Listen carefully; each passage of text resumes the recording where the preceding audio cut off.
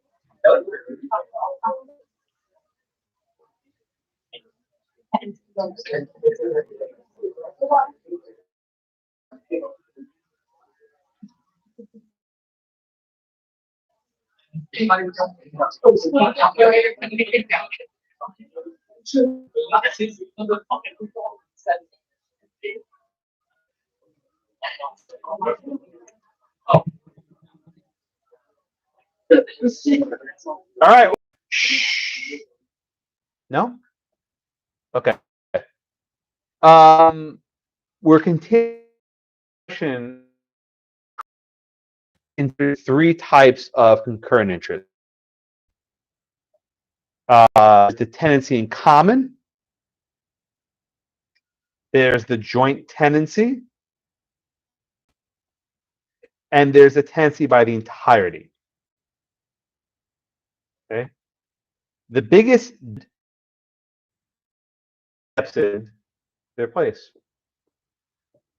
And with a third one, functions very similar to a joint tenancy, except you have to have marriage.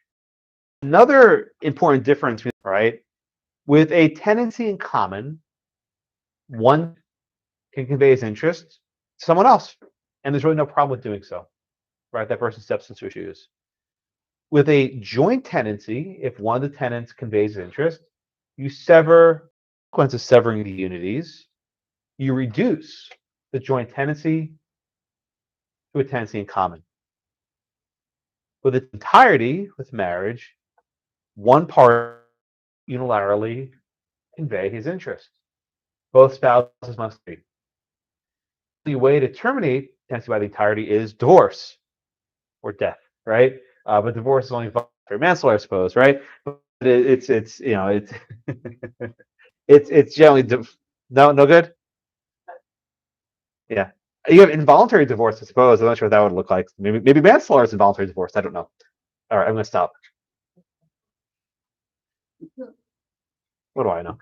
All right, everyone get guys. Okay, enough alacrity, enough joy. Everyone. My judge always says, like, Josh, stop it, enough alacrity. You always tell me that, and I'd be joking all the time. All right, any questions on the three primary types of tenancies? All right, let's do a couple questions to sort of get the mood. And I know the wireless sucks, right? I keep getting kicked off my YouTube channel all day. I'm trying to get another solution with the cable or something, so it's problematic. But the school is working on it. All right, so let's do these questions. I got a couple questions on the board. Short answer. Question number one. Okay, I tell you, Blackacre, from Oscar to Adam and Betty's joint tenants. What interest does Betty have when Adam dies? No? I won't get mad at Armin again. I'm sorry. That mean last week. I really apologize. That was very mean. But I get these error messages that pop up, and you just have to be the next one. But forget it. So human interaction. All right. Who's next? I need an actual human. Not humans do not fail. No, we do. Right. But you know, Garrett. All right. So how's here, sir? What interest does Betty have when Adam dies? Okay, Betty has right of survivorship. And what does Betty have when Adam dies? Answer the question asked. How do you know it's fee simple? Correct. Yeah, very good. Okay. Betty gets fee simple, right? You're correct. During their life, they have a future interest in right of survivorship. That's absolutely correct. But upon the death of Adam, that future interest becomes a fee simple. All right, everyone with me? Okay. All right, let's try question number 2. I think Caitlin's up next. Let me read it. Blackacre, from Oscar to Adam, and Betty is tense in common. I tell you that Adam's heir is Chris. What interest does Betty have when Adam dies? All right, everyone just write down your answer in your notes. Pretend you're clicking onto your phones. I actually went down to IT to complain about the wireless. They're aware of it, so I'm sorry. I would. I actually walked over. You know, it's in person. It's a big deal when you go in person. They're watching right now. Hello. All right. That's what those cameras are for. That's actually IT sees that to keep track of the classrooms. Caitlin, what's your answer here for number 2?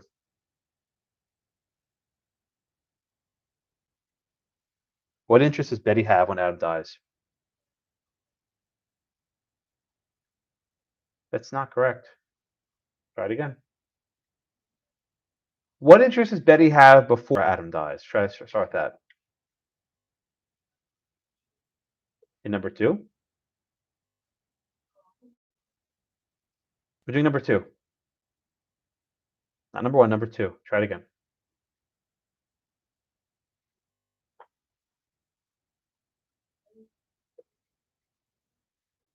Okay. I'm sorry. So let's try it again. What interest does Betty have when Adam dies? Yeah, talk louder. With? How do you know that?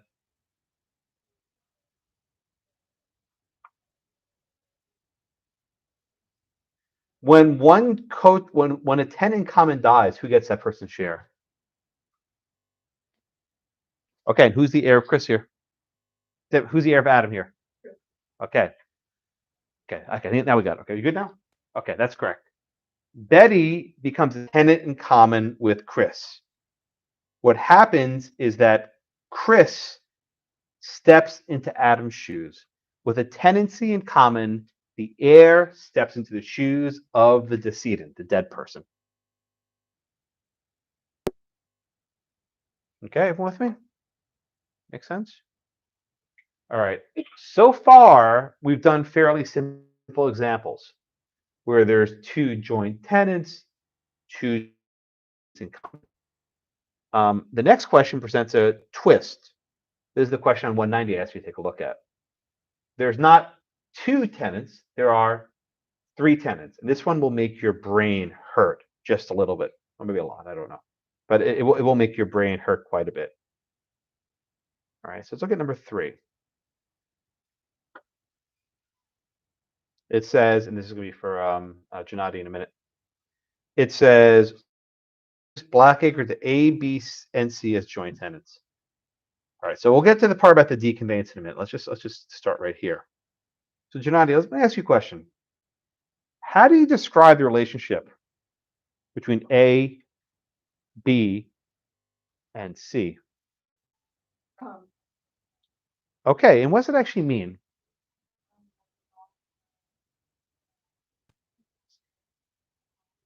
Do they each own 33% of the land? Wrong. Do you actually chop the land into thirds, Gennady? No. So let's try it again. Do they own 33% of the land? Good, correct answer. Everyone see what I did there, right? I tried to trip you up. One of the hardest parts of this topic, and your error there is not, you're not alone. Half the class said the same thing, right? They have equal but undivided shares, right? That's the phrase we use. They're equal but undivided shares, right? Which conceptually makes no sense. How can you have a share, a fraction, that's undivided? Isn't the entire point of a fraction to divide? That's why joint tenancy is a very complicated concept to sort of digest. If there's 100 acres, they each have access to all 100 acres, right? That's the possession prong. Remember, time, title, interest, possession. The possession prong is there. They all have access to it, but each have separate shares. A has a share, B has a share, and C has a share. Everybody with me? All right, let's go back up to question number 1 for a moment, please. This one was easy, right? Adam and Betty, if one dies, they don't get to right survivorship, right? That's simple. So Rebecca, what happens if he dies? Yeah, you're right. You're right. No, you're right. Survivorship fee simple. Right? When you give 3 people a joint tenancy, what you're really saying is whoever lives the longest gets in fee simple. The ultimate survivor, right? The wrestling, right? The ultimate survivor of the 3, whoever lives the longest, will get it in fee simple. I like to think of this as actually not just what's long arm Clark. What is that? Is that a Cipro thing? Yeah, he like came out before class. He was looking to fix that. He called me long arm Clark. Not because the long arm reaches the No, jurisdiction. I like dropped my thing early in class and grabbed it. He's like, oh. Okay, that's fine. I don't have nicknames. I'm sorry. I'm not that creative. I barely remember your own. No, I'm just kidding. Actually, maybe nicknames are easier. That might be the catch, though. Nicknames might be easier to remember. All right, but I try to think of this as actually 3 separate relationships. And just follow me. This is not intuitive, but try to think of it like this, right? There's a relationship between A and B. There's a relationship between A and C. And there's a relationship between B and C. Why am I breaking these out into 3 different levels? Because at any point, one of these people might die. And at any point, one of them might make a conveyance to break up the tenancy. So you really have to think of them as not just 3 tenants, but 3 separate relationships. And this is how I think of it. And I'll explain later why people might pick me. But this is how I sort of think about it. And these are 3 joint tenancies, right? A and B are joint tenants with each other. A and C are joint tenants with each other. And then B and C are joint tenants with each other. Everybody with me? Then what happens to these 3 relationships when A dies? Well, let's just number them. Try to make it a little bit easier, right? You have number 1, number 2, 3. Well, let's look at number 1 for a minute, right? A and B. A's dead. So B, through survivorship, has that relationship to himself. Don't say fee simple. Not quite there yet. Not fee simple, right? But A, by himself, owns that relationship. What about number 2? A's dead. So now C, through survivorship, owns that relationship by himself. So then B has his share. I spelled that wrong. C has his share. What about number 3, right? That one doesn't change. That's still a joint tenancy, right? Because B and C are separate. A is not involved. Why does this matter, right? Why do we bother doing it like this? Because let's say at this point, B sells interest. You have to sell off this one and sell off this one. Or maybe C sells his interest. You sell off this one and this one, but this one remains. By breaking them down, here, let me scroll up. I'm sorry. I have to remember you guys don't have a classroom. Wi-Fi doesn't work. Tables are the wrong size, right? By breaking them down, you can sort of conceptualize each relationship separately. With me? All right, so then we get to the next one. B. B dies. Okay. Well, this goes away, and I'll see as this one anyway. And number 3, the survivor. So now C has 3 undivided shares, all to himself, and we call that a fee simple. He has every stick in the bundle. right? I know this sounds obvious, whoever lives longer, but you have to sort of break down each step. Everybody with me? Everybody with me? Yes, Alexa. You're. That's okay. That's okay. I'm not used to people moving. Yeah, go ahead.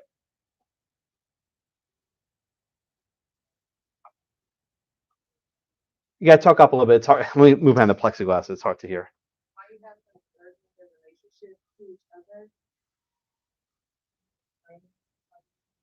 Well, that's still joint tendency from before, right? Go back up. Go look up to. Wow.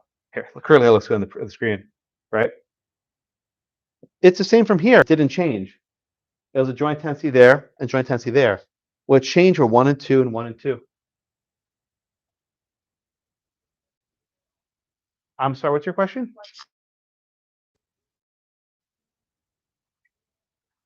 I'm not doing it that way. Right now, that's exactly right. I don't want to listen from the same line because it becomes harder to track. If you separate them, it's a little bit easier to track. Do you see why I did it? No. Try it again. Ask your question one more time. Maybe I'm not following you.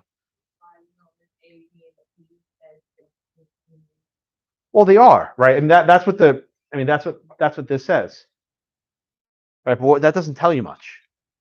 Right? It doesn't actually tell you how each relationship works. Would it make you feel better if I wrote this? I mean, I can do it. It won't tell you very much.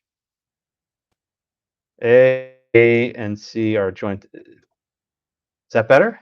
But that doesn't tell you much, right? Because if I just write that, it doesn't help you walk through the problem one step at a time. Yeah? No? Okay. I know that's another hand somewhere. That's not just. Yes, yes. And the reason why is they may not make it till B's death, right? Maybe after A's death is a conveyance. And you have to track who owns what. Now, other questions, another hand. Yes, Kevin. I don't know if we're gonna get to it later, but if something like that happens, it's possible that two of them could get a tendency. Then the third person would be the tendency in common with the. Hold my beer question, right? As they say, yes. No, the short answer is yes, but you're not going to like my answer. So if you look on 390, it's where I'm getting this question from. It's I put it on the board. A conveys his interest to D, right? I'll forget all this stuff over here, right? It says A conveys his interest to D. So what happens? Right? This gets messy. This is Kevin's question, which I was sort of building up to, but you're not gonna like my answer. All right. So again, we have these three relationships: A to B, A to C, and B to C. And Alexa, now it'll become clear why I did this. All right. Joel. Joel, what is the consequence of A conveying his interest to D? What does that do? What's the consequence of that conveyance? I think it severs the unity. Which unity is it sever, my friend? Interest. Yeah. When a joint tenant severs, I'm sorry, when a joint tenant conveys his interest, it severs the interest unity. Now, Joel, here comes $1 million question. Do all three of them become tenants in common? Well, I think yes, but now I'm kind of confused because you said hold my beer to. That'd be too easy, wouldn't it be? Yeah. So, But why? Why do you think? Okay, so in other words, we know that A conveyed his interest. Did B engage in any sort of bad act here? Did C engage in any sort of bad act here? So look at these three relationships, Joel. Number 1, number 2, number 3. Which one of these do you think gets actually severed? Okay, 1, 2, and 3. Which ones actually get severed?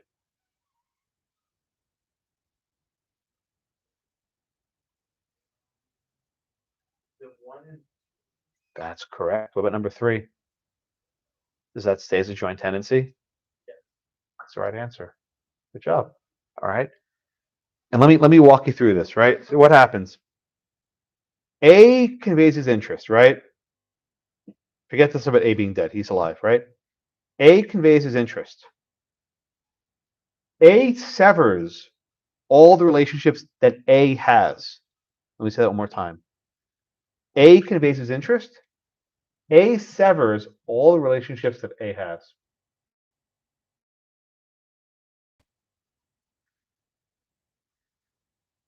And when you sever unity, what happens? A joint tenancy becomes a tenancy in. So what do we do? Go through each relationship. The relationship between A and B is now a relationship between D and B. The relationship between A is now a relationship between B and C. Substitute A's name for D's name. A, you put a D. Don't do that in the exam, right? You want, that's a bad one. Keep your A's, right? But where have we seen A, you put a D. Third one, Joel, do we change anything? No. No, sir. That remains the same. B and C are still joint tenants with each other, but D and B are tenants in common. And D and C, that sounds, if you know what a D and C is, it's something else, right? D and C are also tenants in common. So, Kevin, your lovely question a minute ago, yes, you can have a situation where you have multiple tenants on a piece of property, some of whom are joint tenants with each other, and some of whom are tenants in common with each other. And this creates significant complexities in the event of a death, in the event of a conveyance. It gets very ugly. Kevin, is this what you had in mind? Yeah, because I was just thinking that you get a whole bunch of different people. Correct. Correct. And it gets hard to keep track of who's who. And for practical purposes, it doesn't really matter, right? As long as everyone has full possession, full access to possession is fine. Where it matters is upon death and upon conveyance. That's where it really matters who has what. Yes, Herman? Now it's like he died. Oh, I knew you were gonna ask that question. All right, so I got level with you, okay? I got level. So the book B dies in the question, which is the same as your question, right? I've been teaching this question for almost 8 or 9 years, and I thought I had the answer right. I randomly checked the teacher's manual because they just came out recently, because I was just going through it, and they had a different answer than I had. So I emailed one of the editors of the casebook, and I said, "Here's what I think the answer is." He said, "You know what? I think you're right." It's like, "Oh, that's cool." So then he emails the other editor of the casebook, who's responsible for this chapter, and the editor said, "I'm wrong." So one editor from the casebook agrees with me. The other disagrees with me. So I'm truly at a loss what to do. Like I was laboring for an entire week. What I told my students, I didn't know what to do because I don't want to tell you the wrong thing, but I think I'm right. So what I'm going to tell you is, don't worry about it for the exam. I'll tell you what my thinking is, but I don't want to now tell you this as correct. Maybe I'm wrong. I don't know. Again, I found errors in this book, right? And they've corrected stuff from edition to edition based on stuff I found. So maybe I'm right, but I don't want to get ahead of myself because this is a book that's been out for like 40 years. Even my casebook has errors, and I admit there are errors. But here's how I would answer, Armin. So let's just, I'm going to give you my thing, but don't take this as like gospel, okay? I might be wrong. In my mind, let's say B dies, right? Let's say B dies. This third relationship between B and C just owns as right of survivorship, right? Relationship number 1, because it's a tenant in common, H, the heir, would slot in for B. Okay. And the second one, nothing changes because B is not there. What does that come apart? That's how I've answered this question for some time. Now the book gave something else. I didn't want to give it because I get it, Bill. I tried it in office hours and I completely screwed it up. So I'm not going to try. But this is how I would answer it. Yeah, Clark. So if okay, if B and C have an undivided equal but undivided interest, or maybe it's a little different. They're not. Yeah. Okay. So how can you have these simple? You know what? I'm sorry. It's just it's survivorship. That was an error. I'm sorry about that. Sorry. So I'm sorry. I'm sorry. But I see. I make mistakes. Josh screws up, right? But good catch. See, the long arm of the law never fails, right? This is how I've answered this question for like 8 years, and I thought I was right. But the book, I don't want to say the book says something. The editor in the book says something else. One editor agrees, but I'll let it go. All right, Andres, go ahead. So, because they're all joint tenants, they all have the same percentage of ownership. Well, okay, guys, one at a time. People are talking. I can't have multiple talk. Gabriel, I see you. You're talking. Just please, just let Andres has the floor. So they were all joint tenants at first, so they all have. They start out that way, correct? Now,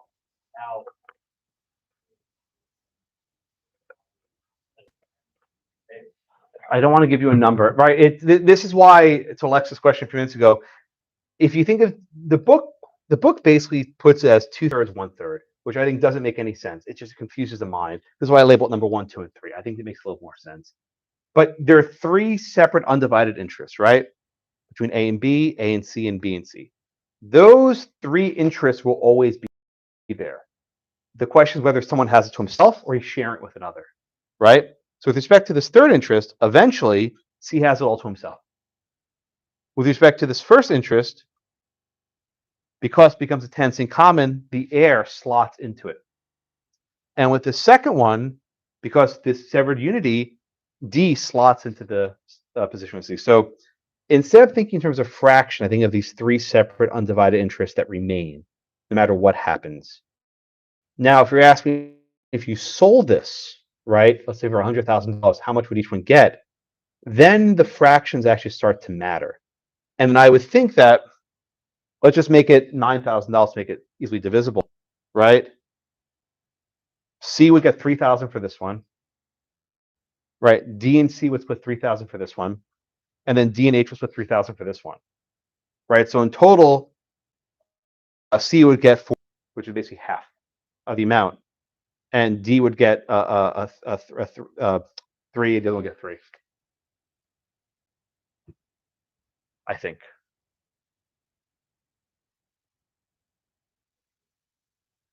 Messy, yeah.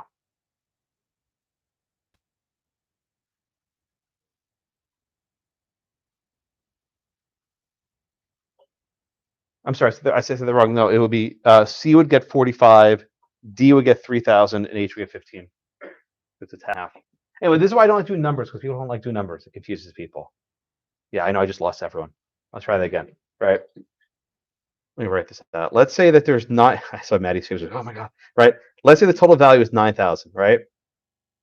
C would get here a total of 3,000 because she has the entire interest to herself. All right. This interest is 3,000. And this interest is 3,000. Okay. So C would have, so I hate doing this, but I'll just ask this, would have 3,000 from here plus half of this one, 1,500. Okay. D would have 15 from here and 15 from here. I know people I'm losing everyone as I speak.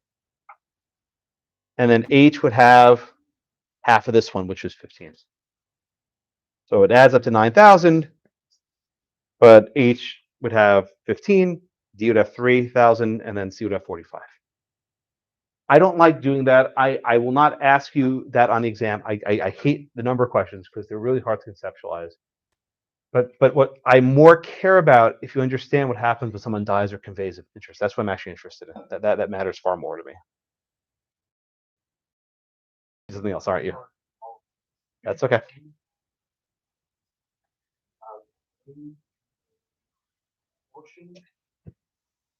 Oh, I know you're gonna ask me this question. All right, so can A convey part of his interest? Well, let me ask you the question. Think of the Schwartz Bobby Sampson case, the boxing ring. Is that kind of what happened? where they conveyed only part of the property to make a boxing stadium? So the answer is yes. And to sort of anticipate your next question, you can sever the unity only with regard to certain pieces of the property. And the rest remains a joint tenancy except for that small part right over there. It gets very complex.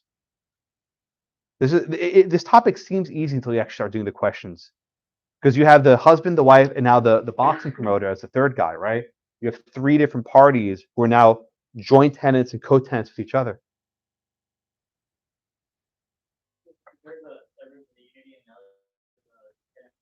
There's no way. Unless someone sells it outright, that's correct. Once A made the first move to sell, he killed the right of survivorship for his friend. No way. Unless someone sells it outright, that's correct. Once A made the first move to sell, he killed the right of survivorship for his friends. Right. Once the first person, A, conveys to D, there's the right of survivorship is nullified. It's a very significant move to break up a joint tenancy, but there's nothing to do that can stop it. Unless you have a tenancy by the entirety with the marriage, just joint tenants, they can break up anytime. Yes, Joel. I mean, is the only unity that's severed is interest, or is you say the other? I think we said this last week. Usually when you sever one, you sever all four. Because that means there's a different time, right? It's created by a different piece of paper, and usually possession can follow along. So if you break one, usually the other three will break as well. Garbage? Why we're rewarding severing a unity? Isn't that perverse? Why does survivorship is like the worst thing you can do to like have, and this. Like, He screws his friends over. Yeah. Right. It's sort of backwards, right? Because you reward the person who engages in the bad act. I think that's what you're saying, right? Why are we rewarding A? A got out clean. He's out. And now these other guys are stuck with this room that they don't want. That's part of the tenancy. That's the idea. When you create this, you're basically saying you guys have to get along. And if you don't get along, one of them can leave. So it creates an incentive for the first person to sort of get out of the pie. This is why the partition and these other remedies are valuable. We'll discuss in the next case. Yes, Harmon? I just want to confirm the last two concepts we went over, B dying and then the $9,000 are not generally. No, I'm not going to. That's a favorite question. I usually will say, don't ask that question, but they'll say, you can ask that question. I can't because I need to spend some time thinking about this. I spent a week thinking about this question. I know you don't believe me, but like always like, oh, what do I tell them? What do I tell them? And I finally came up. This is what I'm going to tell them. I know you don't believe me, but it's true. These things weigh on me. Yes. Is that a hand? No. No. Okay. But everyone get to the point before the death of B, right? That's the part that I do care about. When A conveys to D, what happens? And that part, the book and I agree, we're 100% on point. We just don't agree with what happens when B dies. We have a difference of opinion, which is okay. We're allowed to. I mean, I know you don't believe me. There's actually a property law listserv, like an email listserv, where like they argue about future interest questions. That's what they do. I'm serious. Like this went on like for 9 or 10 email threads going back and forth how to characterize future interest. I had to stop reading it. I was like, okay, this is enough. Right? I even got tired of it. Yeah, I don't know. What the editor said happens? I don't even want to go there. It's to even explain it, you'll lose it. So I don't even want to bother. And that's one of the editors. The other editor agrees with me.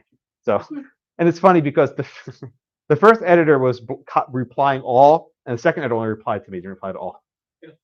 You know that. Anyway, so I'll let them figure out their business, and maybe the next edition will be clean. Well, because I mean, like I've been teaching this for 8 years, and I was like, oh, this makes sense. And I was like, what? I was like, I never thought that way. I was my third edition of this book. This book is forever. Like Duke Minier, that guy's been dead for a long time, right? He died like 20 years ago. Yes, okay. So at this point, because C and H both have the right to occupy the land, right? If one of them tries to oust the other. Correct. Well, look, if there's an ouster, that can terminate the tenancy entire. If C, let's just say C builds up a wall, right, and excludes H. H can either seek rent or seek to have partition, either in kind or in sale, force of sale.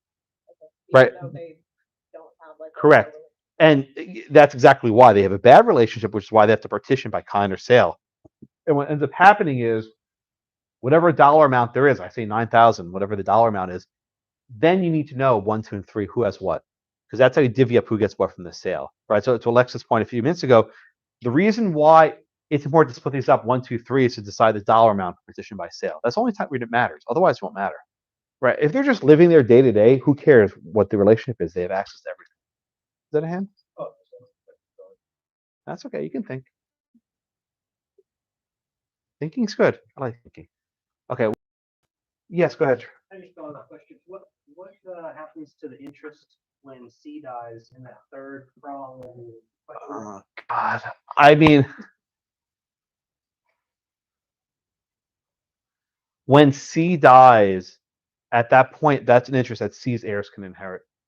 C's heirs would step in to that third level. So it just kind of merges into the tenancy. Yeah. C's heir would become a tenant in common with the other two. It gets unbearable, right? Which is why a good transition to move on from this hellhole, right, is partition, right? Because when you get to a certain point, who the hell knows what's going on? I mean, in this first case, what were the fractions? It was ridiculous. I mean, it was it 99 over 144 and 45? What are these numbers? Right? I mean, it's insane. I'm giving you like easy 1/3, 3,000. Like these situations become absolutely unbearable, which is why I think that the editor and I don't agree because no one knows what the hell to do with these things, right? These are just very complex, right? Future interests are hard, but I can give you pretty clear rules to get from A to B. I can't give you this. It makes my brain hurt when I teach this topic. I don't like this class. It's my least favorite class of the semester. Sorry, it's true. I know. Honest confession, it's my least favorite class of the semester. I don't like this one. Future interests, I can do my sleep, right? I love that, but this one, not so much. You don't believe me, but it's true. All right, let's do. I think I got everything I want to get. Oh, let me do one more question before we move on. Number 4. Okay. This is for Angela. Okay. A and B are planning to be married. 2 weeks before the ceremony, they buy a house and take title. And A and B as tenants by the entirety. What interests do A and B have? A tenancy in common, a joint tenancy, excuse me, or a tenancy by the entirety. Why do you say joint tenancy? They're not married yet. Can you upgrade later? If you start off as a joint tenancy, you can upgrade as a tenancy by the entirety. I believe so. How would you do that? They have to take another title out. They have to- How do you do that? Well, what's that thing called? No, not a refinance wouldn't cut it. Someone said it. Don't whisper it. I heard it. Don't suck it from her. No. Straw purchase. Oh, no. Straw. So as a general matter, you can't upgrade your tenancy, right? You can go down, right, by severing a unity, but you can't go up. The only way for this married couple to retitle their property as a tenancy by the entirety will be through a straw transaction. That is, husband and wife convey to a third party, and the third party conveys it back to them as a tenancy by the entirety with all 5 unities present. Are there ever situations where the straw transaction goes wrong and the third party Runs away? You know what? Yeah. Look, it's a risk, right? Because once the husband and wife convey it to this third party, the third party can just vanish, right? They can just peace out and say, it's mine. And there's nothing they can do about it. Maybe bring a fraud claim or something, but they won't get Blackacre back. I think the short answer is if you're doing a straw transaction, make sure you trust the person you're doing this with, right? That they're a member of the community, that you know where they are, that you can have collateral, right? Make them put a deposit or something, right? Put up a bond, know where their kids go to school. No, just kidding, right? No, I'm serious. Like, you don't do this with a random person because once you convey, it's gone. Daniel? Yeah, doctors are instructed them. Yes. It's usually, I'm not being facetious, a secretary at the firm, right? It can't be the lawyer because you have a conflict of interest, but it's a secretary or a paralegal or someone at the firm who can just literally hold the property for 30 seconds and then you transfer it back. Take the twuggle dirt. Yes. So that's really the only avenue. Outside of California, right? So California, I think would let you do it to yourself. You twiggle yourself basically, right? You convey. Sorry. You convey it to yourself. That was one of the. Was that That was our reading last week. Yes, Yeah. that was the case from California, where the woman tried to create a tenancy in common in herself by conveying it to herself. Most states do not allow that. I don't think Texas does. All right. Everyone with me? All right. Partition. Um, Partition becomes very important in this topic because parties often don't agree. You will have roommates, I'm sure, at some point in your lives. Eventually, with the roommate, if it doesn't work, you just move out after a year, right? There's no obligation to stay with the roommate. Both a tenant in common or a joint tenant, you're basically stuck with them for life. And if you just sort of leave unilaterally, well, then they get all the profit, they all the benefit of the land.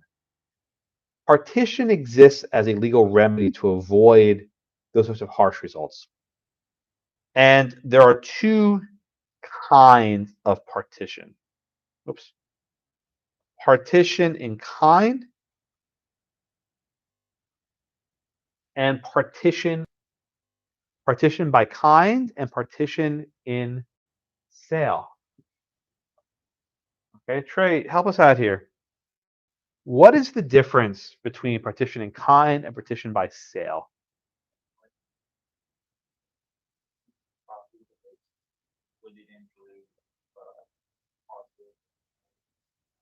Not always equal, but you're right.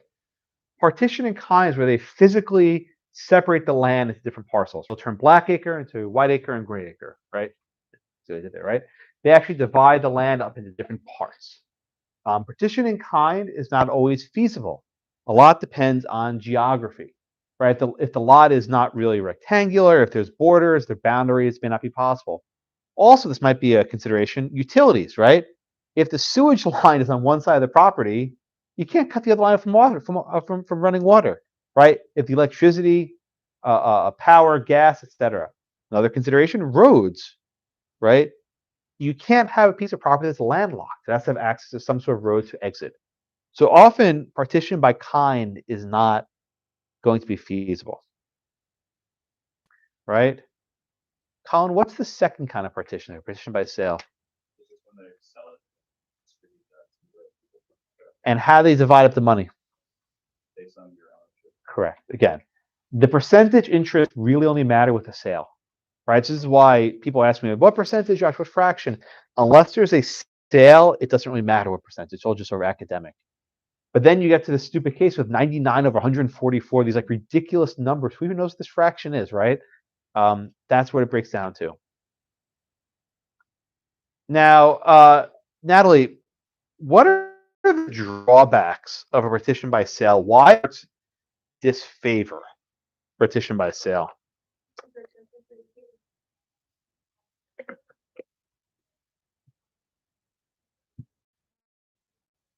Imagine, and this are the facts in this case, your job is tied to your land.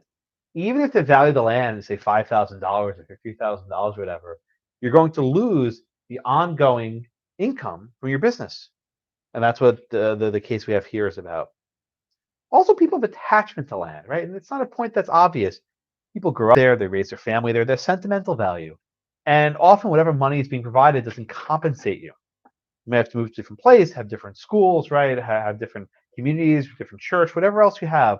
Maybe you can't afford to live nearby, you have to move completely entirely. The partition by sale is often very dramatic, right? It's a very radical remedy. Yes, sir, Tyler. Clark. I think mentioned at the beginning, like, especially the like courts are lazy in terms of what? In terms of like dividing up land. It's easier to sell, isn't it? It's a lot less work. You don't have to figure anything out. I mean, it's at the end, like, the case that courts are leaning more towards active modern. Correct. To sell. Correct. Why? Like, realistically, is that why? Yeah, I mean that's part of it. Yeah, I mean, look, judges are lazy. It's true. They're humans just like anyone else. But what I would say is that when you're dealing with partitions, it's a lot more work to chop it up and to draw lines. And the modern trend, as Clark said, is correct, is towards sale. Right? The common law rule was partition in kind wherever it was possible. But even today, where it's possible to divide it up, they go for sale. Morgan. Let's do. Give me the facts, please, in Delfino. I don't know how to say Valencius. I'm not sure how to say it. Go ahead, please.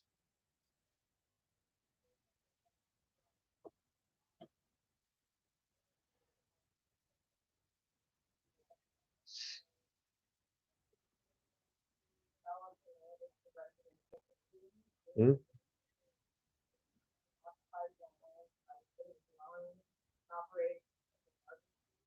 Is she actually dumping garbage on the lot? No. What's she storing there?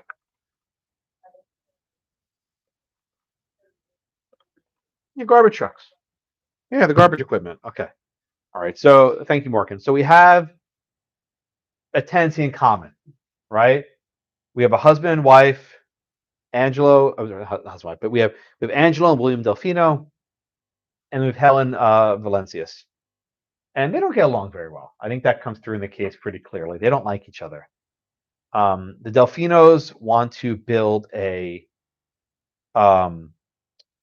what do you call it? A residential community, and Helen is like, no, this is my spot. I'm running my garbage business. Leave me alone. Now, Victoria, why couldn't the court just say, we do nothing, right? Deal with this yourselves. Why the court didn't have to do anything here? Well, what could the court have just said nothing? So you know what? You guys seem to be working at yourself. We're going to stay at it. Why does the court have to do anything here? Any kind of partition?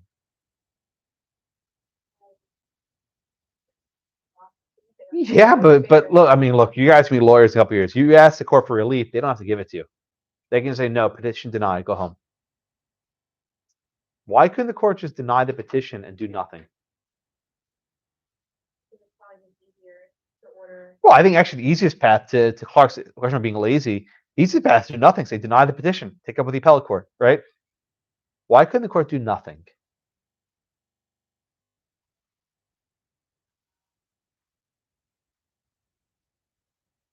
Molly? Would it be that the defendant would be seriously harmed since the business was there for so many years? Well, if the court does nothing, would Helen have to move her business? No. So just imagine the court said petition denied. We're lazy, right? Petition denied. What happens then? Would they build the residential community?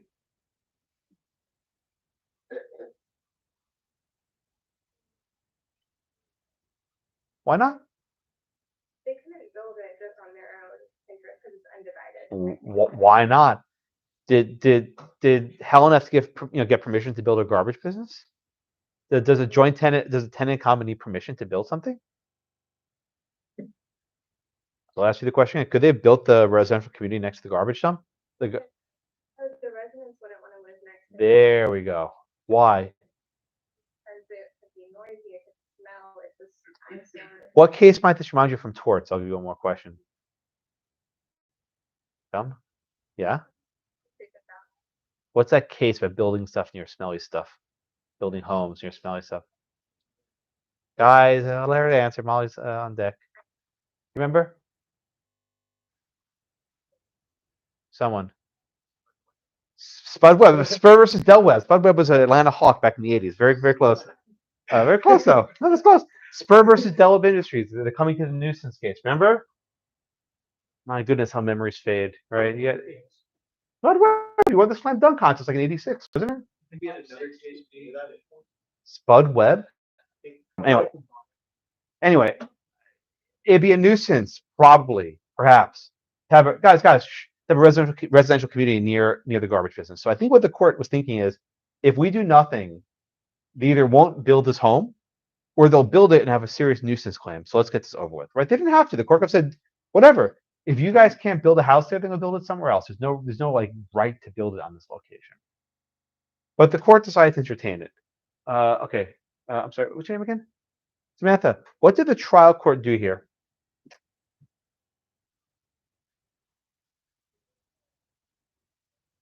Why did the trial court do partition by sale?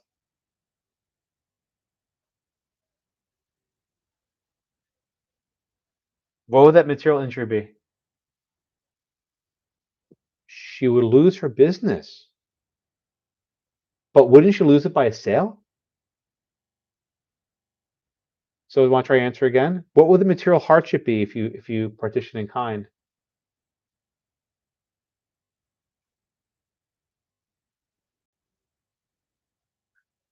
Who would suffer the hardship if you have both the garbage business and the houses? The homeowners. The court, thank you. The trial court considered the hardship to the potential homeowners. Didn't really consider the hardship though to Helen. All right, so the trial court orders a sale. Fidel, what does the Court of Appeals do? Or the Supreme Court, I'm sorry.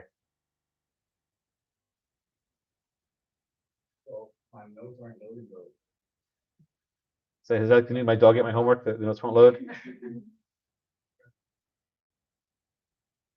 I think they said that the way the trial court decided it was wrong, because like you said, I don't be considered the basic economic. Like his side, they were saying him more important, basically. And What about Helen's side? so then the other court, on the Helen's side, said, we have to consider her too. The business or That's right. livelihood. Good. Your memory is there. Very good. Yeah, the cyber ate my homework, right? Look, it's funny. I had back when I was in law school, I had thumb drives. It was old, right? And this is gross, but I once had a banana in my backpack and got smushed into my USB drive, and the USB drive was toast. I couldn't use my USB drive. Then anyway, so I can commiserate. Now everything's in the cloud, right? There are no thumb drives. No, but bananas will not stop you. Don't put a banana in your backpack. It gets smushed, and then it's true. It happened to me. All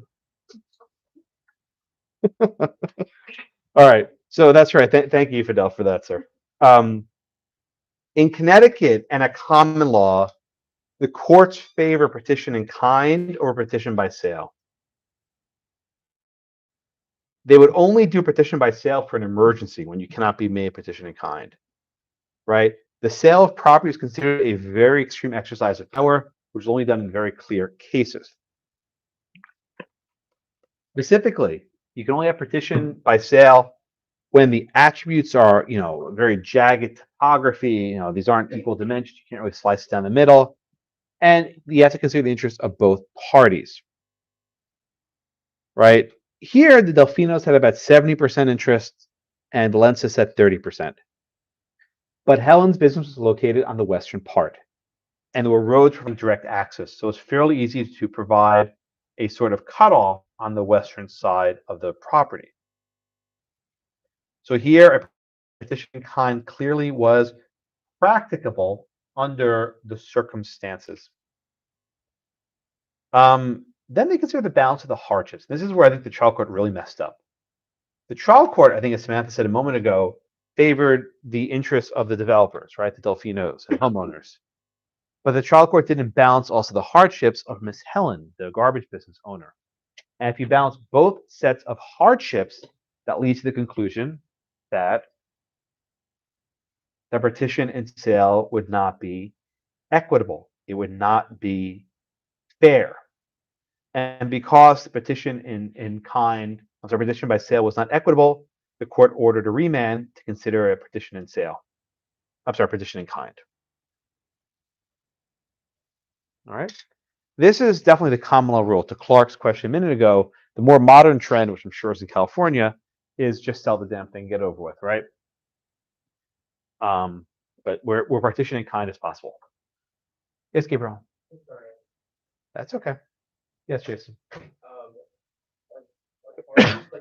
opted to do a partition by sale also because the land is sold like at a discounted rate for their fees involved. Well, that's true, right? If you want to sell your land in the open market, you can advertise, you can have negotiations, right? You can have different partners.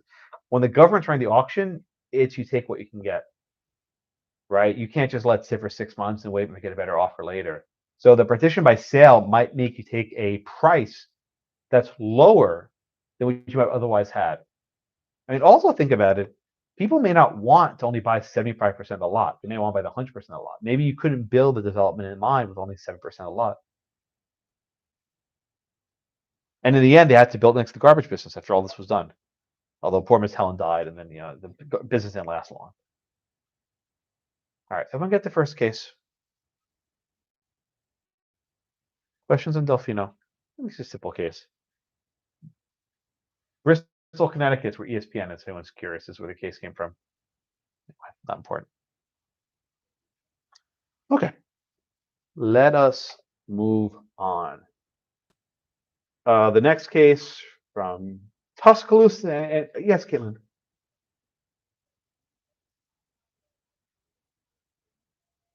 Remind me, which one is that?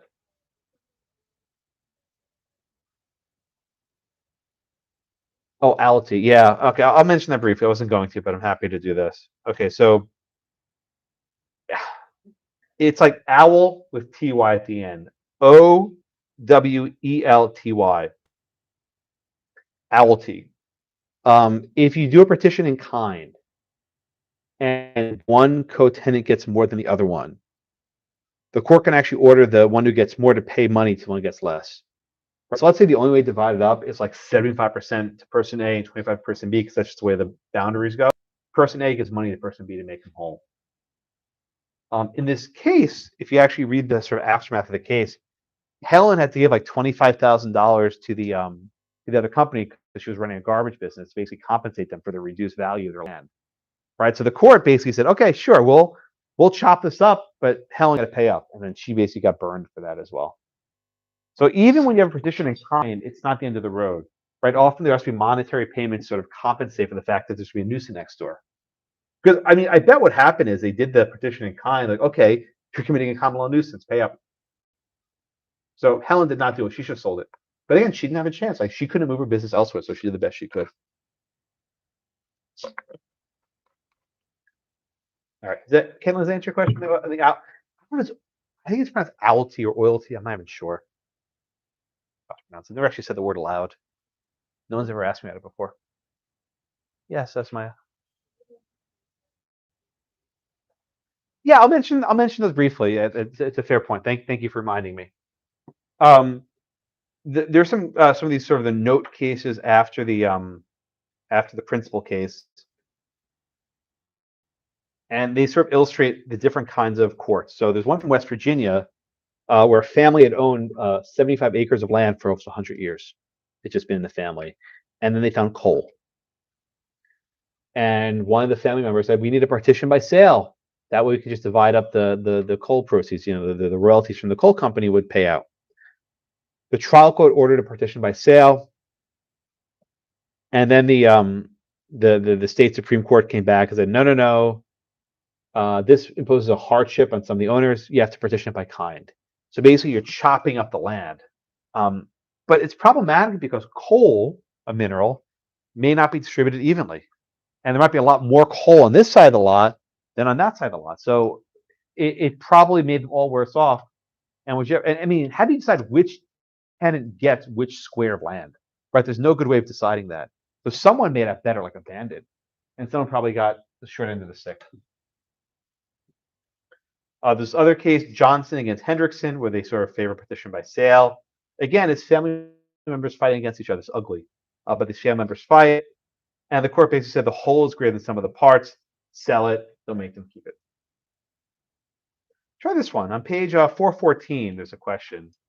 For Luke. There's a rocking chair.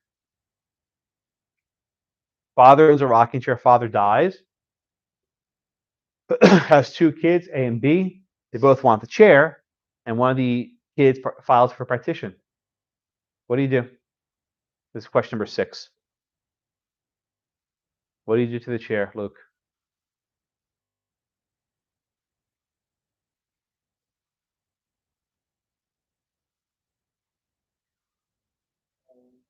It's on your notes. What do you do? You're the judge. What do you do? Split it up. So That's what in the first class, the guys like saw it in half. That's what the kid in the first class said. I mean, why can't you saw it in half? No one can use it. Okay, so what do you propose? But there's no value. It's a sentimental gift. It won't generate much money. Neither of them wants it sold because they'll have one stay in their family. What do you do? Come on. Yeah, nothing. Well, that's why they're in court, right? They went to court over the stupid chair, right? I should say stupid. It was important to them. What do you think?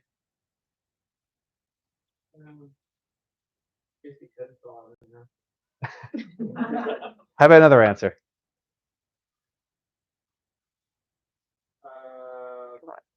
Lawyers got to be problem solvers. What do you do here? Ah, how would that work? That's right. Yeah, another kid said joint custody. Right. That's actually what they did, right? 6 months on, 6 months off. Sibling A gets for 6 months. Sibling B gets for 6 months. They switch twice a year, right? And then whoever survives the two of them gets to keep in fee simple. Murder, I don't know if there's was it fratricide? We clear your brother, unless it's fratricide. Yes, Tony. Look, it's like a custody award. You have it from January through March, January through June. You have it from July through December. I mean, that's among the court orders. That one's fairly easy. I suppose if the guy keeps it into July, he can hold him in contempt of court or ignore a court order. Daniel. What interest would they have? I think it'd actually be a joint life estate. It would actually be, oh God, don't start me. It's probably a joint life estate determinable, right? You'd be defeasible. It'd be defeasible joint life estate because they go on and off. It's not a joint tenancy at all.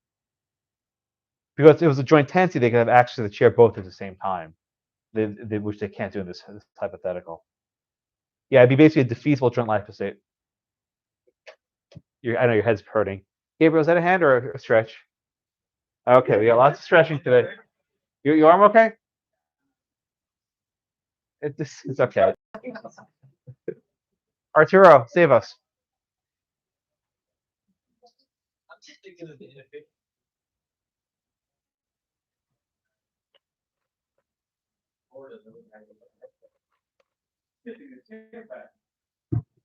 Well, I think they probably live proximal. That would be something to consider for court of equity. I mean, even with child custody, right?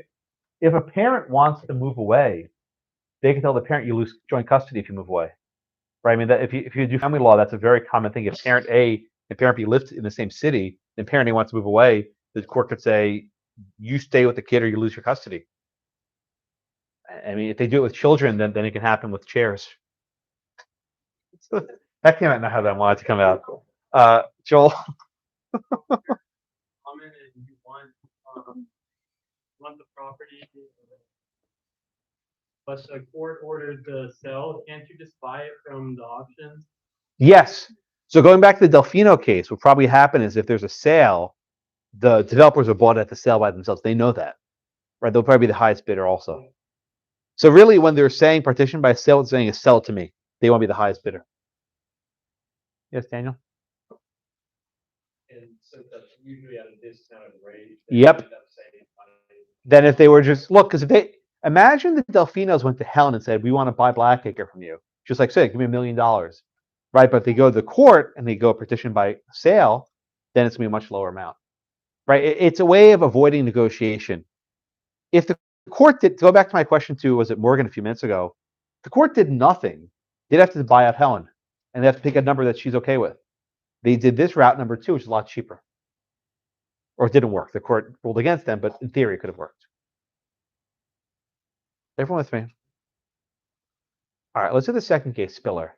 Any Alabama fans here? This case is from Tuscaloosa, right? Dylan, facts, please, in Spiller versus Mackrith. Good.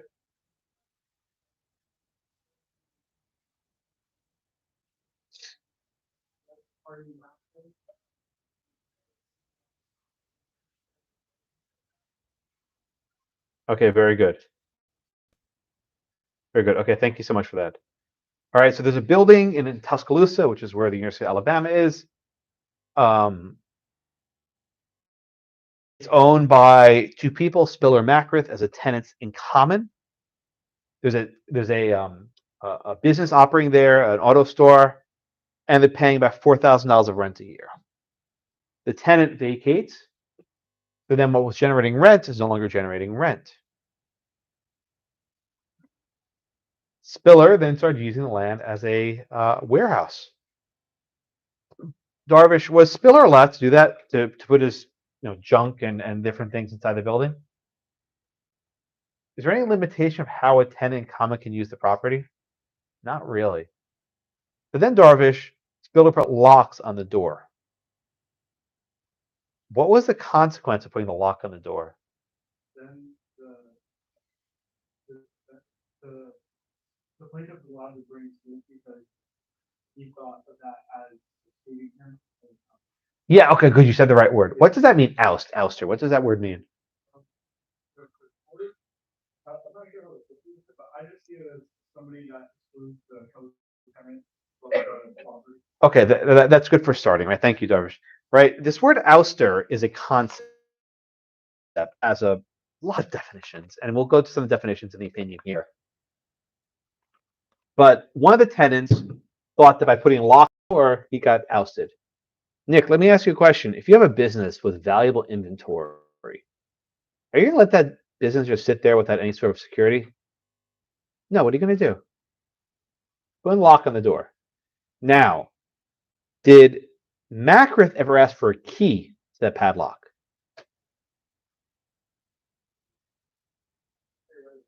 Yeah.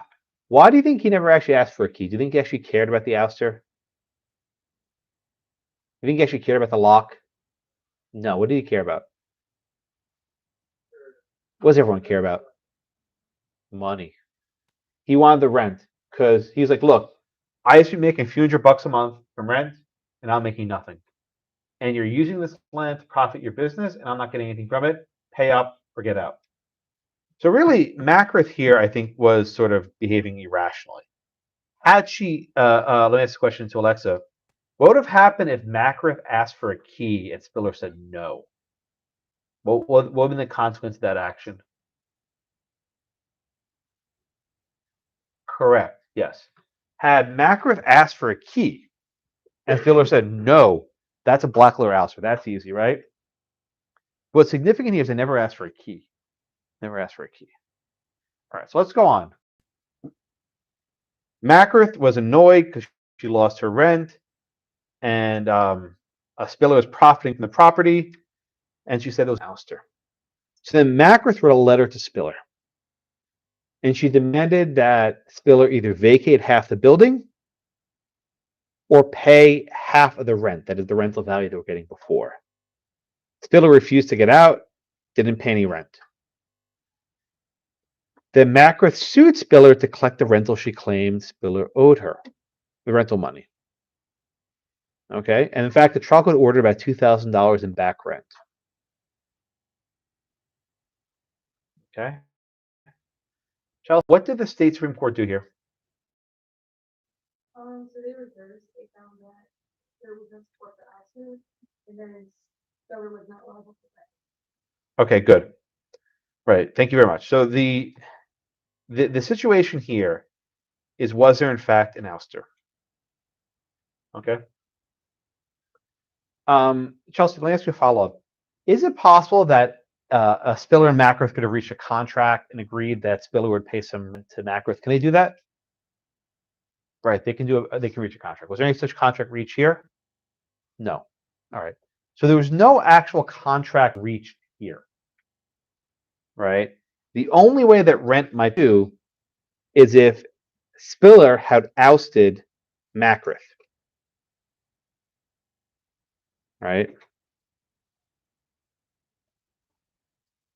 What are the two ways, Hunter, in which there can be an ouster? So if one would be adverse possession. Okay, what's you'll do this in property too, but let's just preview it here. What's adverse possession? So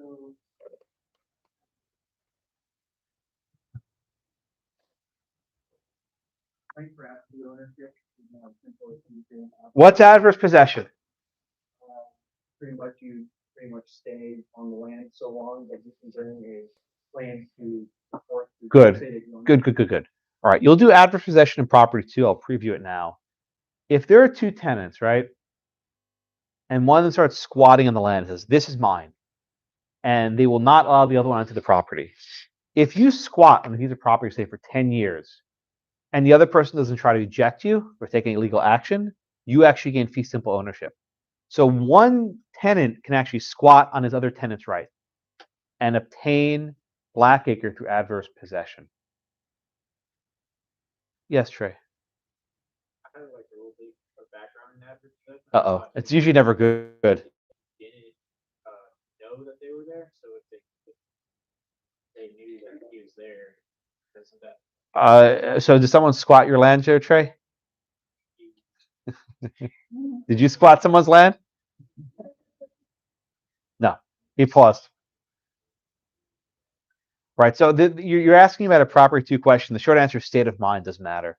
And both the squatter and the squattee have the right state of mind. Now, you'll do that next semester. The state of mind is actually complex. There's a mens rea element to it. All right. But going back to Hunter's point a minute ago, there's no adverse possession here, right? Because they never actually exerted absolute dominion, absolute control over Blackacre. So, Gabriel, what's the other way that you can actually gain an ouster or have an ouster? Okay, do we have that here?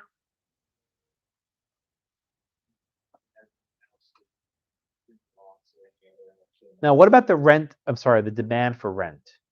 When Macrith asked for rent, was that itself an ouster? Because Macrith asked for rent in the letters, like, give me my rent. He give up half the property. Was it that request enough? There were various certain that were asked for access to the building. That took any reasonable step. Correct. Very good. Thank you, Gabriel. Is it Gabriel or Gabriel? How do you say it? Gabriel. I think I said Gabriel. I'm sorry. Yeah, Gabriel's exactly right. Merely asking for rent, right? Merely demanding rent is not enough to constitute an ouster. That's the majority rule.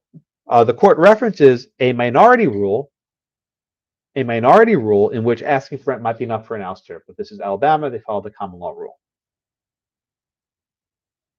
Okay? So here, Macrith was never actually denied right to enter. Merely demanding rent is not sufficient. So there's been no ouster here. And because there's no ouster, there's no duty to pay the rent. And since there's no duty to pay rent, everything stays just fine. Yes, Tony. What is Oh God, it's Perret Mortois. I can't remember what it stands for. It's like each has their own share. That's what it means. It's French. Oh, you're here. That's right. So how do you say that? So, not really, right? Yeah, no, it's close enough. You're the closest thing we got. Okay, that's fine. Ask someone who knows. You ask someone? Yeah. Do you know? No, I don't know. Okay, that's fine. Ask your questions.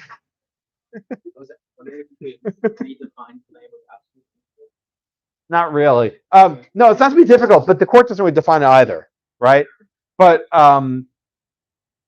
the sort of the real world common sense answer is if Macrith had tried to enter any part of the property and was denied access, that would be enough for absolute. Yes, Alyssa. How does adverse possession compare to a will? So say somebody's staying in somebody's house and they know they're there, but they have a will for B to own the house when they die. That's a future interest. Yeah, that doesn't count. So what would take Adverse possession is in the present. You can only squat against a living person. You'll do this in property too. I don't even want to go too far into it. And I almost called you Sophia because I'm looking at the backside of your name tag, but no, that's not your name. No, I know your name's Alyssa. I said it correctly. So okay, I'm getting there. All right. So in this case, yes, Nick.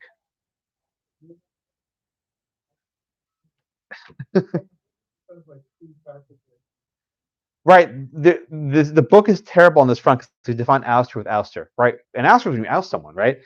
An ouster is a legal concept that severs a tenancy, right? There are different ways of doing that, right? You can sever a tenancy by having this absolute ownership, this phrase that Alyssa asked me about a minute ago, or you can sever the tenancy through a demand to pay rent, right? Either would be sufficient. In the common law, the only way you get there is really by this absolute denying someone access. You cannot go to this spot. It's not yours, right? That might be enough for an ouster. Trey. So I'm wondering, like, when there's tenants in common, they like had a tenant in there before, the tenant leaves, they just like mutually agree that they're not going to rent it out anymore, or did like builders violate? Well, look, what they should have happened was they did a partition by sale. If Macrith was smart, she would have sought a petition by sale. But instead, she demanded rent, and that was not a smart move. If she had petitioned by sale, they could have sold the building and split the proceeds. They probably would have gotten it too. because you can't divide a building in half. You get the top floor, you get the, you can't divide a building in half. That doesn't work. So I think Macrith screwed up by asking for the wrong thing in the court. Because really, I mean, getting rent for 1 year, what's that? What value is that? After what happens at year number 2, you don't get anything. So really, this was not a well litigated case from Macrith's point of view. They had to have had an agreement passed to rent out the properties. You don't know. Maybe it was an oral lease. You have no idea. Maybe not. And for all we know, maybe Spiller had the lease without. I mean, we'll see in the next case. Only one party needs to sign the lease. They don't both need to sign the lease, do they? Yes, Sophia. Well, it's not just adverse possession; it's just absolute ownership, right?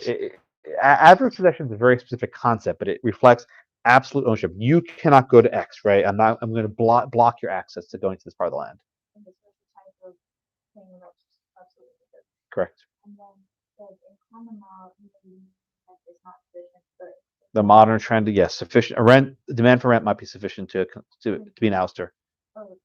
Yeah. Nick's not wrong. What the hell's ouster? I don't know if you're an hour class, right? The term's not really defined in the book, so I'm with you. Yes, Clark. What's a co-tenant? What's actually a co-tenant in possession and a co-tenant out of possession? Are they actually on the property, right? If you're, let's say you build a fence that's padlocked, you can't get to it. Your co-tenant's out of possession.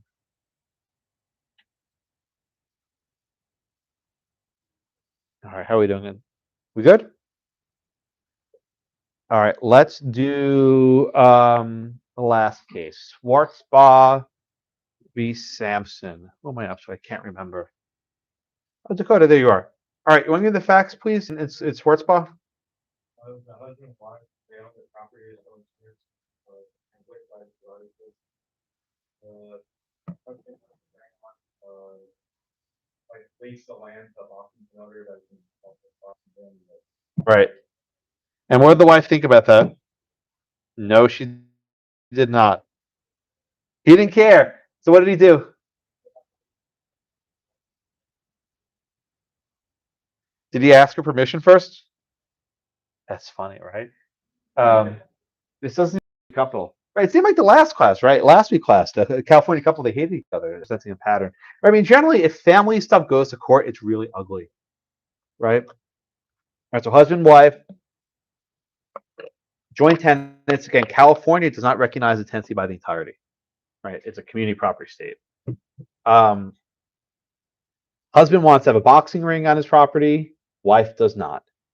Then the husband signs a lease privately with the boxing promoter. The wife is not part of that contract. Therefore, the wife does not pay any of the royalties. I'm sorry, the wife does not get any of the rent payments from the deal. Then the wife sues not the husband, she sues the boxing promoter. Kevin, help us out here. We have these 4 unities, right? Time, title, interest, possession. How does conveying, or why does conveying a leasehold to the boxing guy not sever the unities, right? Why does conveying the leasehold not sever the unities? Well, what you're actually getting, Leslie. Yeah, Leslie. You're giving him access, the exact same access that you have. That who has the exact same access? This case would be the husband. The husband. So we give him the exact same access. Correct. So are any of the unities severed here? No, because nothing's actually transferred over. But aren't there different instruments and different titles, all the other good stuff? Yeah, but it doesn't exactly have titles. It's the same thing the guy has, so that hasn't actually changed. All right. At common law, could you do this? This is a California case. Well then, no. What does California do here? Which rule do they adopt? They adopt the minority rule. The American rule, the modern rule. Okay, very good. Right. So there's an English rule, which is basically the common law rule, and then there's the American rule, which is sort of the modern rule, right? And I think I told you last week, if you have a case from California, what are they going to do? They're going to reverse the common law. I mean, that's just what they do. That's the rule in California, right? They reverse the common law. So a common law, if one of the joint tenants issued a lease in his name, that severs unity and would transform the estate into a tenancy in common. But under the so-called American rule, the minority rule, if one of the tenants conveys his interest, that does not sever the unities. Instead, I think Kevin said it exactly right. The boxing promoter steps into the shoes of the husband. Whatever interest the husband has, the boxing promoter has, right? But what's weird here, I think someone asked us earlier, he didn't convey his entire interest. He has conveyed his interest with respect to one part of the land where he wants to build a boxing ring, or they chop down the walnut trees. So really, the husband was still joint tenants with his wife, except as to one little portion on the lot where they built this boxing ring. So you think the question A, B, and C there is complex? Look at this one. Right? What would have happened if the husband had died during this case being litigated? The wife would have had right of survivorship over all of Blackacre and would have owned everything. I don't know what happened with the lease. That's actually someone asked it earlier. I'm not sure. I think that through some more. But if the husband had died, it would put the boxing guy in a weird spot. Well, if the wife had died first, the husband would have fee simple and can give everything to the boxing guy. Right? Is that what you're going to ask? No, I was gonna say, if the husband died, right, wouldn't she get everything sold? So she also have to deal with the lease? I think she would inherit the lease. I think that's right. I think that's right, but I'm not 100% positive.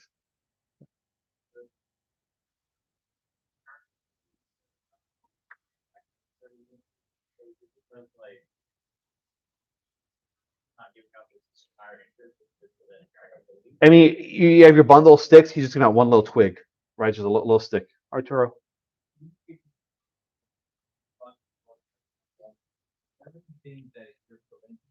That's such a good question. Someone asked it earlier. There's a doctrine called waste, right? Where if one tenant is engaging in waste, you can go to court to seek an injunction to block the waste. So I think the wife could go to court to seek an injunction to block the destruction of the trees, or if they're already chopped down, seek damages for the value of the trees. Someone over there asked earlier, what if the wife went to destroy the boxing pavilion, right? Because it's her life experience, it's mine. You can't keep me out. I think that'd also be a waste issue. Arturo, you're next. Look at that. Let me ask you this question. What would have happened if the boxing guy charged the wife admission, a ticket price, to get into the boxing ring? Would that be an ouster? Not rent, but charging a ticket for the boxing match. He would have access to everything, and he preventing her from. Not preventing, just you got to pay $1 ticket, whatever the fee was for the day. I would argue that would have right to that level. Yeah, Bree, what do you think?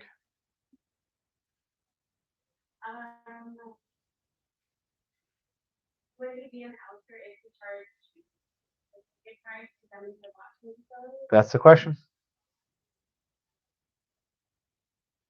Yes. I think the answer is actually yes. I think it would be, right? You're denying access unless you provide something above and beyond what's in the agreement, right? The joint tenancy doesn't call for rent or any sort of payment between the parties, right? Someone asked about this earlier, like the mere fact there's like a boxing ring here, like there's a wall here. I can't walk through this wall, right? I'm not a ghost, right? The fact that I can't walk in this 1 square inch, is that an ouster itself? That's a harder question, but I think paying the rent, the ticket stuff, yeah. I'm just thinking if you do the same thing before a concert. You know, if they build a concert hall in your backyard, I think you're good. You have box seats, right? But I mean, you can, Anwar, Dan, I think saying you can cause chaos, right? You can cause serious chaos like this, right? Because the fact that the husband did this without the wife's permission, she can just walk into the boxing ring, build the match, like, okay, guys, I'm here, and you can't move for 1 inch. Move for 1 inch, you oust her. Isn't that crazy? Daniel, then Anwar. Would she have to first ask for like free admission before he was announced? I don't think she has to ask for it. She's just will walk right in and say, "I'm walking in," and then you got a ticket guy at the door. That's nice. You just ousted me. Anwar, then Ketsia. Something on what Arthur was saying, but like in sports venues, stadiums, concert venues, most of the stadiums are owned by the company. That's correct. So This was a stupid idea. Look, the boxing guy made a mistake. The fact that he ran this business with a wife's potential for chaos was very risky. Especially if the husband died first and he's got nothing. He's going to be evicted right the next day. Yeah.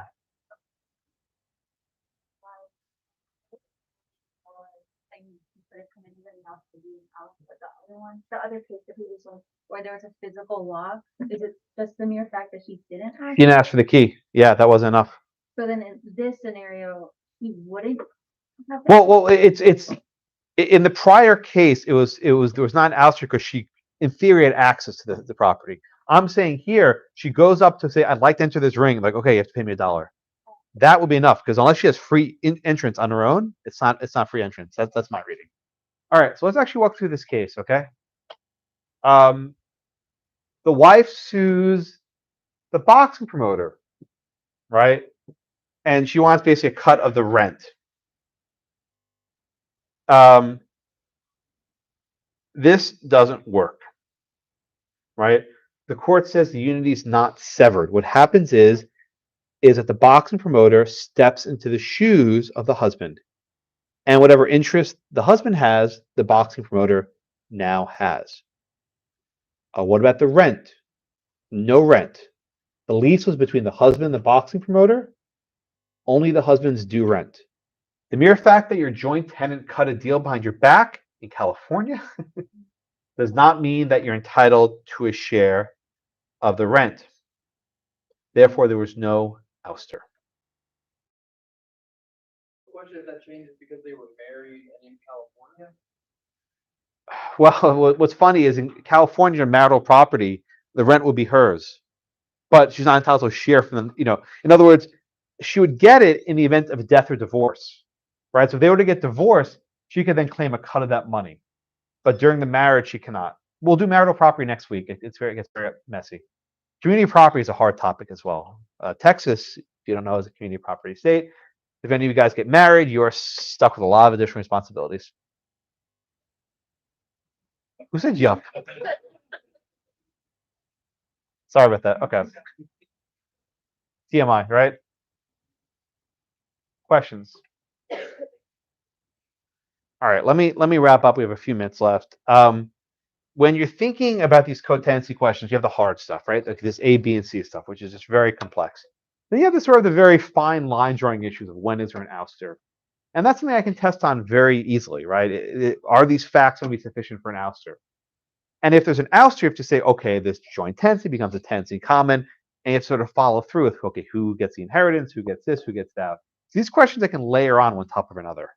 Also, and don't hate me, I can mix up future interests with concurrent interests. I can give you a remainder in joint tenancy. Oh my God, he just did that. Yeah, I can do that. I can give you shifting executor interest for joint tenancies. I can do that.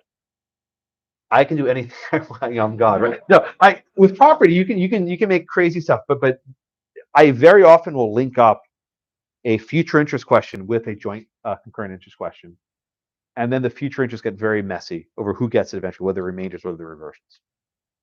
All right. Questions? That is all I have. Thank you so much. I will see you on Thursday.